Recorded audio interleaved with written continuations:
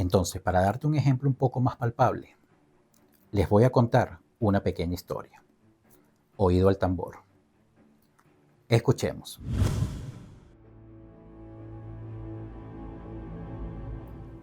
La teoría del mito de Jesús, también conocida como Jesús mitológico, el mitismo de Jesús o la teoría de la historicidad de Jesús, es la opinión de que la historia de Jesús es una pieza de mitología, que no posee afirmaciones sustanciales de eventos históricos. Hay tres vertientes del mitismo, incluida la opinión de que pudo haber existido un Jesús histórico, que vivió en un pasado vagamente recordado y se fusionó con el Cristo mitológico de Pablo. Una segunda postura es que nunca hubo un Jesús histórico, solo un personaje mitológico, historizado posteriormente en los evangelios. Un tercer punto de vista es que no se puede llegar a ninguna conclusión sobre un Jesús histórico, y si éste existió no se puede saber nada sobre él. La mayoría de los mitistas de Cristo siguen un triple argumento. El primero, cuestionan la fiabilidad de las epístolas paulinas y los evangelios para establecer la historicidad de Jesús. El segundo, notan la falta de información sobre Jesús en fuentes no cristianas en el siglo I e inicios del siglo II. El tercero, sostienen que el cristianismo primitivo tuvo orígenes sincréticos y mitológicos, reflejados tanto en las epístolas paulinas como en los evangelios, siendo Jesús un ser celestial que se concretó en los evangelios.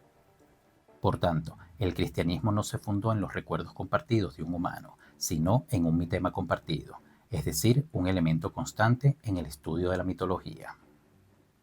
¿Cuántos de ustedes se sintieron cómodos al escuchar esta pequeña historia? Muy pocos, ¿cierto?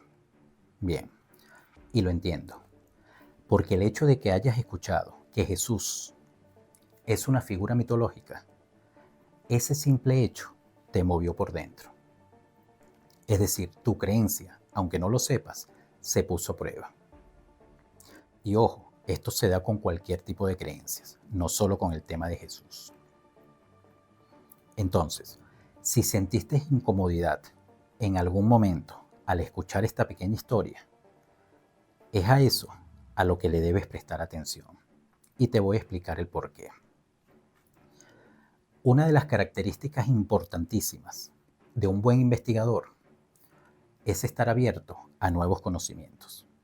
Repito, estar abierto a nuevos conocimientos. De eso se trata la investigación.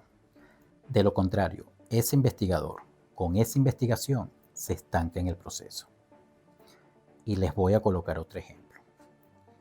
Por allá en el año 1837 se inventó el telégrafo, el famoso código Morse, con el que se podían enviar mensajes a largas distancias. Pienso que lo recuerdan. Pero el avance tecnológico de la comunicación no se detuvo allí, porque en 1876 se inventó el teléfono, la radio en 1895, la televisión entre 1920 y 1930.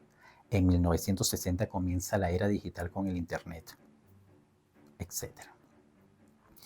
Entonces, ¿qué nos quiere decir esto? Que a través de nuevos conocimientos, es decir, a través de nuevas investigaciones, hemos podido avanzar y no nos hemos estancado en el proceso. Y el telégrafo, como un ícono revolucionario, en aquellos momentos quedó única y exclusivamente como reliquia de museo. Y esto es una realidad. Así que, a partir de hoy, vamos a cuestionar si el libro más conspiranoico de todos los tiempos, la Biblia, es un libro profético, un libro espiritual o un libro que estanca al humano en su proceso. Y vamos a comprobar si estamos lo suficientemente educados para creer o para cuestionar. Y en esa medida vamos a cuestionar si este personaje, Jesús Cristo, fue real. Vamos a ello.